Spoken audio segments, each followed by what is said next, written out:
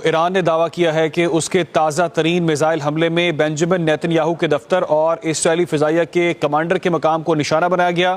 ایران نے بھی کہا ہے کہ حملے کے بعد نیتن یاہو کی حالت غیر واضح ہے۔ IRGC نے دعویٰ کیا ہے کہ خیبر شکن بیلسٹک میزائل کے ذریعے نیتن یاہو پر حملہ کیا گیا، جس میں ان کے دفتر اور اسرائیلی فضائیہ کے کمانڈر کے مقام کو نشانہ بنایا گیا ہے۔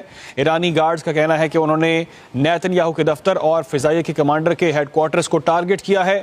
خبر ایجنسی کے مطابق صحافیوں نے یروشلم میں دھماکوں کی آوازیں بھی سنی ہیں، جس کے بعد اسرائیلی فوج نے بھی تصدیق کی ہے کہ ایران کی طرف سے میزائل داغے گئے ہیں۔ اہم خبر جو آپ تک پہنچا رہے ہیں، ایران نے دعویٰ کیا ہے کہ اس کے تازہ ترین میزائل حملے میں بنجمن نیتن یاہو کے دفتر اور اسرائیلی فضائیہ کے کمانڈر کے مقام کو ٹارگٹ کیا گیا۔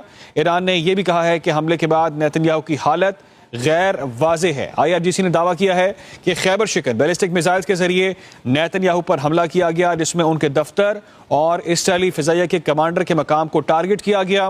ایرانی گارڈز کا کہنا ہے کہ انہوں نے نیتن یاہو کے دفتر اور فضائیہ کے کمانڈر کے ہیڈ کوارٹرز کو ٹارگٹ کیا۔ خبر ایجنسی کے مطابق صحافیوں نے یروشلم میں دھماکوں کی آوازیں بھی سنی ہیں، جس کے بعد اسرائیلی فوج نے بھی تصدیق کی ہے کہ ایران کی طرف سے میزائل داغ دیے گئے ہیں۔ ایران کا اہم اور یہ بڑا دعویٰ سامنے آیا ہے۔ تازہ ترین حملے اس میں کہا جا رہا ہے کہ بنجمن نیتن یاہو کے دفتر کو ٹارگٹ کیا گیا ہے اور اسرائیلی فضائیہ کے کمانڈر کے مقام کو بھی ٹارگٹ کیا گیا۔